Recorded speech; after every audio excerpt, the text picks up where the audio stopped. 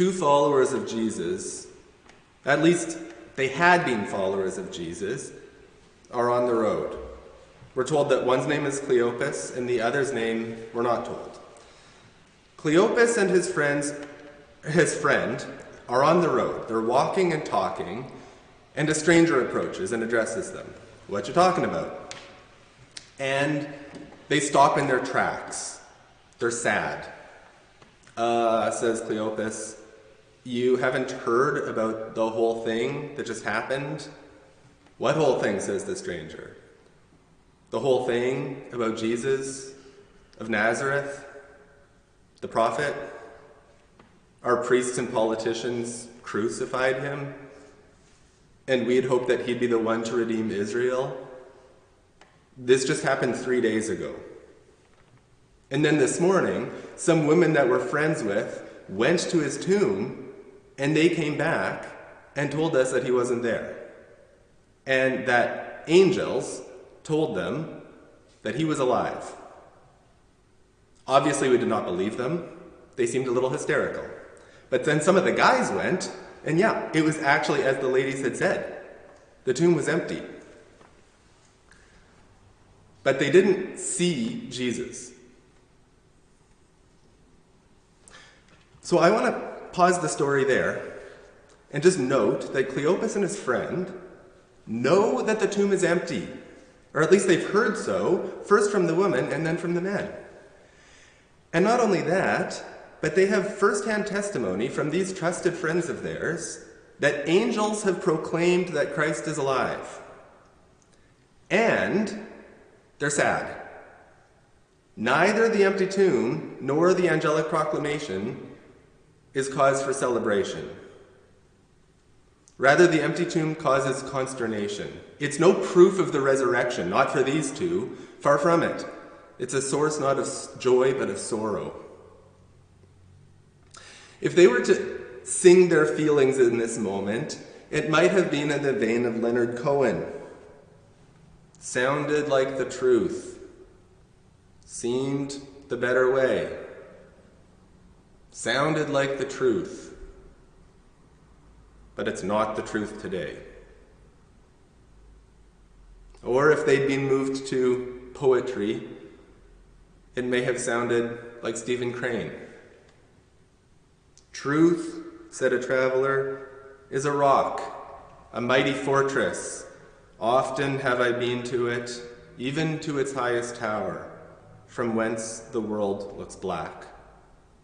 Truth," said a traveler, "is a breath, a wind, a shadow, a phantom.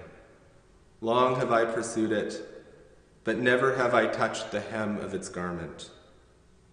And I believed the second traveler, for truth was to me a breath, a wind, a shadow, a phantom, and never had I touched the hem of its garment. These two had been disciples. They had followed the truth around Judea, and it had proved a phantom, a shadow, a breath, a wind.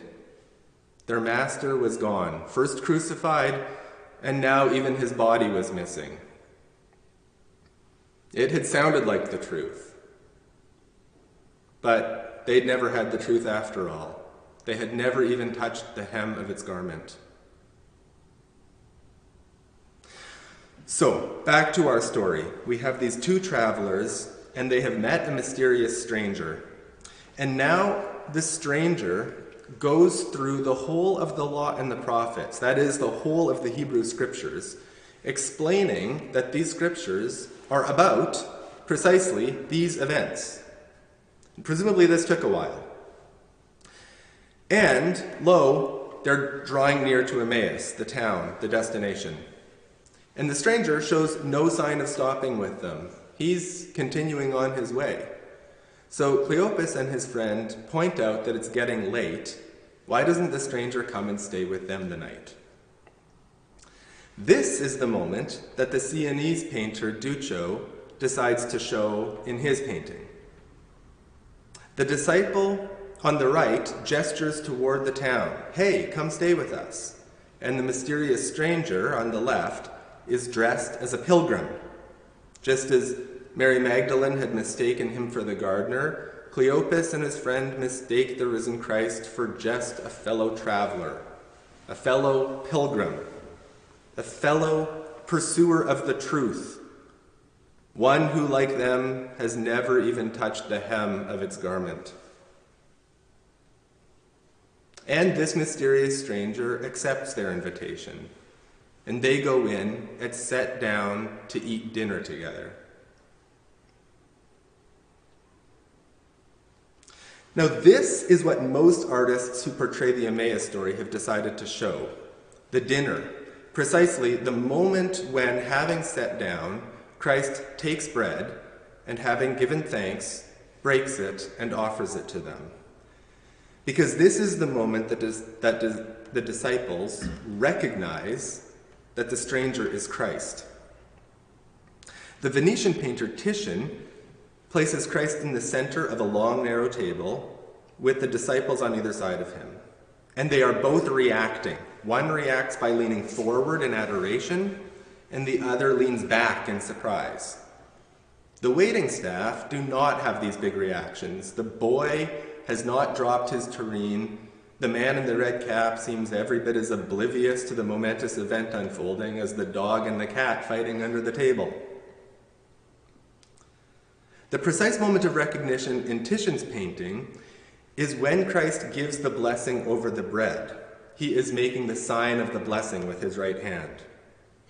And there is a theological reason for this. At the Last Supper, Christ had taken bread, and having given thanks, he broke it and gave it to them, saying, "This is my body." That's what Luke has told us in chapter 22.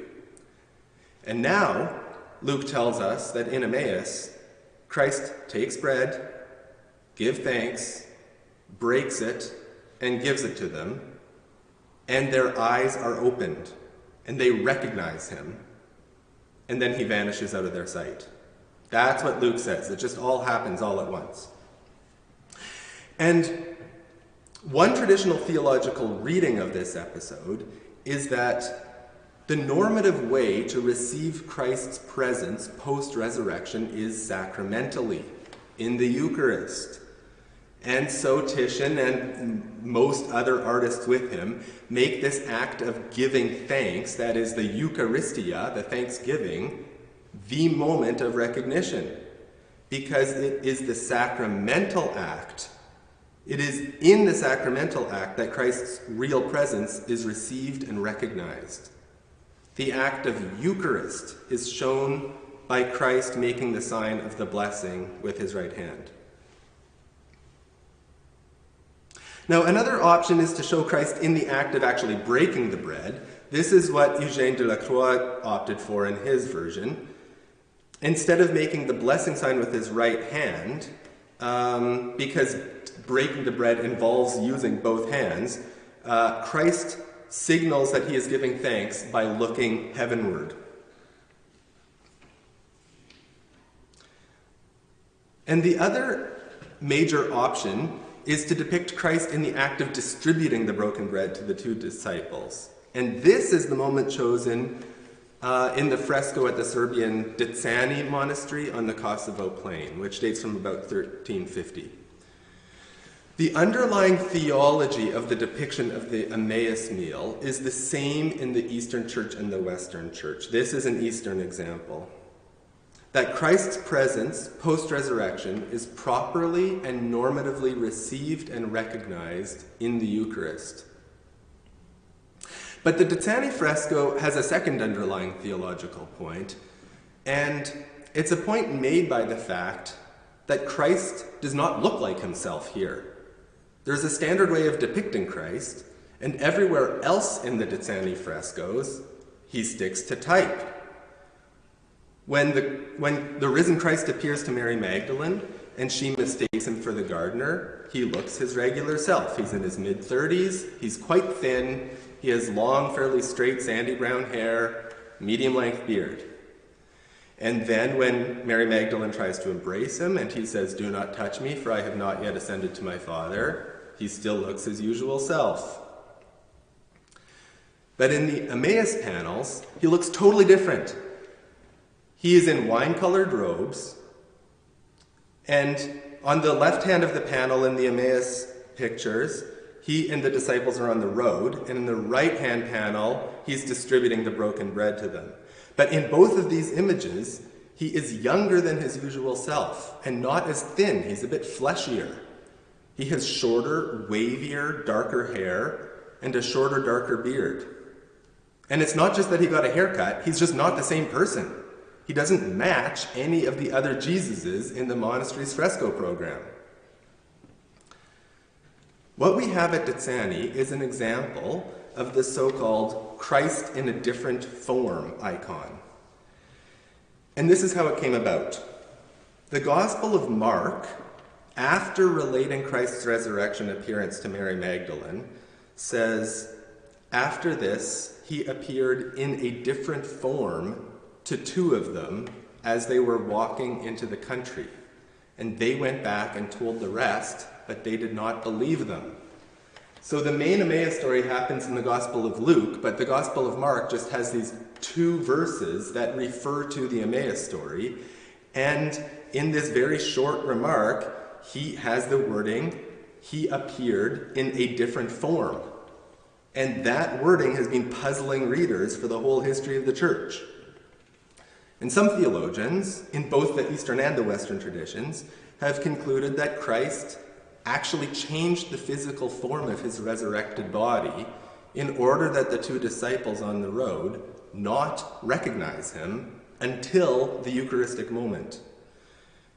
And that even then, he still remains in this different form until he disappears, so that the nature of their recognition be fully sacramental in nature. It's only in virtue of the breaking and distributing of the bread, and not at all in virtue of their pre-resurrection familiarity with him, that they're able to recognize him. Images of Christ in a different form are not common. Within the Eastern tradition, they're an innovation of the Macedonian school of fresco painters that flourished around the turn of the 14th century. Ditzani provides one of the better surviving examples. Whether the icons of Christ in another form had much or any influence in the West is actually a bit of an open question. But there is the curious case of the two Caravaggio versions of the Emmaus meal. In one of Caravaggio's paintings of the Emmaus meal, Christ is portrayed as looking like he normally does. He's in his mid-30s, he's quite thin, he has long, straight, fairly sandy brown hair, medium-length beard. But in his other painting of the Emmaus meal, Caravaggio has depicted Christ as younger, less thin, a bit fleshier, curly, dark brown hair, and clean-shaven. He looks radically unlike the normal depiction of Christ in Western art. He looks radically unlike the depiction of Christ in all the rest of Caravaggio's paintings. So it's certainly possible that Caravaggio, like the Macedonian school, has decided to take this wording from the Gospel of Mark, that Christ appeared in a different form, quite literally for the purposes of the painting. Well, what are we to make of it? Is it possible that Christ actually altered his face when he appeared to the disciples on the road to Emmaus? I suppose it's not impossible. It seems to me highly unlikely. Luke had told us that their eyes were kept from recognizing him. So Luke's explanation for the lack of recognition has to do with their eyes, not with his face. But if we don't take the Christ in a different form paintings too literally, can they still serve as particularly sharp reminders that in the Eucharist we really do receive Christ in a different form? And if we do receive him in a different form in the Eucharist, might we receive him in a different form in other ways as well? For instance, in the least of these that Jesus identifies with himself when he talks about the sheep and the goats. These paintings, I think, do raise these questions. And they pose a related question. If Christ didn't change his facial features, why isn't he recognized? Why were their eyes kept from recognizing him? First, Mary thought he was the gardener. Then the disciples on the Emmaus Road think that he's some random fellow traveler. Then when the disciples return to Jerusalem and start telling their story to the 11, Christ appears again, and he's met with joyful disbelief. They're so overjoyed that they can't believe. And then when he appears to them on the lakeshore, it says that they didn't want to ask whether it was him because they knew that it was him. In that case, they knew that it's him, but they still couldn't believe that it's him. Like, what is going on in these stories? Common to all of these resurrection appearances is Christ's absolute lordship. He is the Lord of space. He is where he wills to be. He is the Lord of time. He seemingly appeared to Simon while simultaneously appearing to the two disciples on the Emmaus Road. And he is the Lord of his own personal presence. His presence is his to bestow. But he is also, it seems, the Lord of others' recognition of him. It is always he who bestows not only his presence, but also the reception and the recognition of his presence. It is he who makes himself known. The apostolic proclamation is precisely not that the tomb is empty. The emptiness of the tomb is just a bare fact of history, a fact that had left the two disciples sorrowful and bereft. They had known Christ's ministry, and they knew that the tomb was empty, and that, manifestly, did not make them apostles. It made them disappointed disciples. They had thought that he'd be the one to redeem Israel. An apostle is not, first and foremost, a historian. They're not interested in proving the historicity of Christ's resurrection. I mean, what would constitute historical proof of an event like that? To modern sensibilities, the early church is almost unimaginably unscandalized by the awkward coexistence of 4 different canonical narratives of Christ's ministry, which differ from one another in various respects. And the few attempts to harmonize the 4 Gospels into a single canonical account were met with a mix of suspicion and disinterest in the early church. They didn't feel a need to iron out the differences, because the apostolic texts are actually not, first and foremost, recollections of the past. They are, rather, announcements about the present lordship of the risen Christ. That's what makes those texts apostolic. They are ambassadorial. What constitutes the apostles as apostles is not that they knew Christ in his earthly ministry, but that the risen Christ had made himself known to them during the 40 days. Christ owns and controls his own presence and others' reception and recognition of that presence throughout the whole 40 days after the resurrection. And one of the ways that this is shown in the texts is his propensity to suddenly disappear. At the meal in Emmaus, Christ had taken bread. He'd blessed it, broke it, and gave it to them. Their eyes were opened, and they recognized him, and he vanished out of their sight. And they said to one another, "Did not our hearts burn within us while we talked to him on the road?" It all happens this quickly. So all the paintings of the Emmaus meal show that moment of the disciples' recognition. That is the split second before Christ vanishes from the scene. Not many painters have attempted to show the actual vanishing itself. Jan Steen ventured where other feared to tread. In his painting, Christ is in the doorway on the left, and he is mid-disappearance. He's fading away. And the disciples are diverting their eyes, or maybe a great sleepiness has overtaken them. It's quite an odd picture. In Luke's account, the disciples are agitated and joyful in the wake of Christ's self-revelation. But in Jan Steen's painting, they look rather abandoned, as if they could once more say with Stephen Crane, "Truth is a shadow, a phantom. Long have I pursued it, but never have I touched the hem of its garment."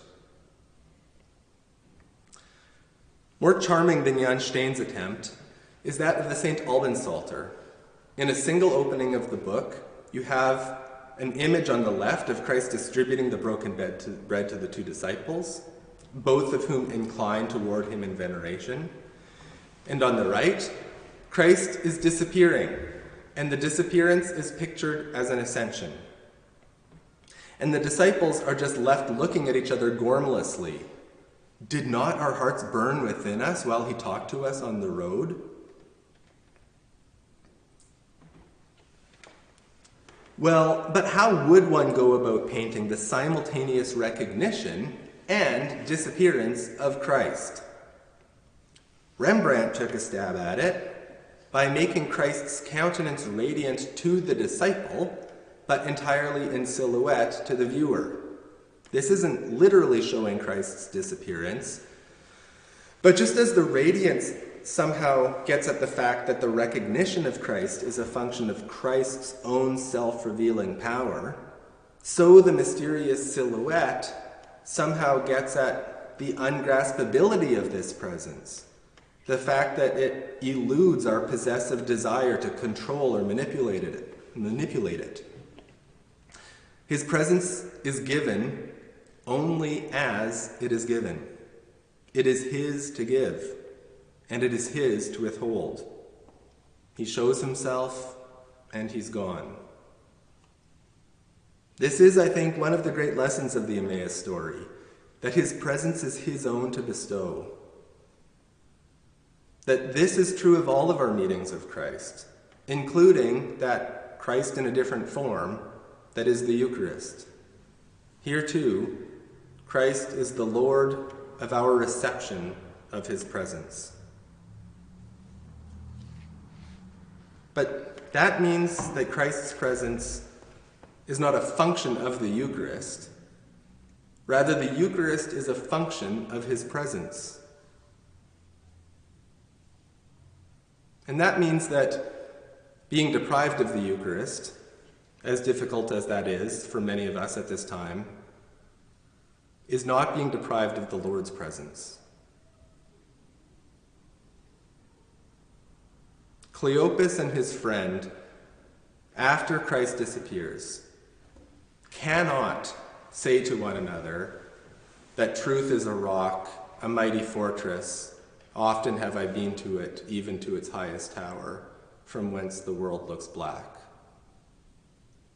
But neither can they any longer say that truth is a breath, a wind, a shadow, a phantom, that long have I pursued it, but never have I touched the hem of its garment.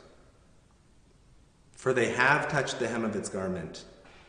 He was here, and then he was gone, but we did touch the hem of his garment. We have touched his garment, and so we shall again.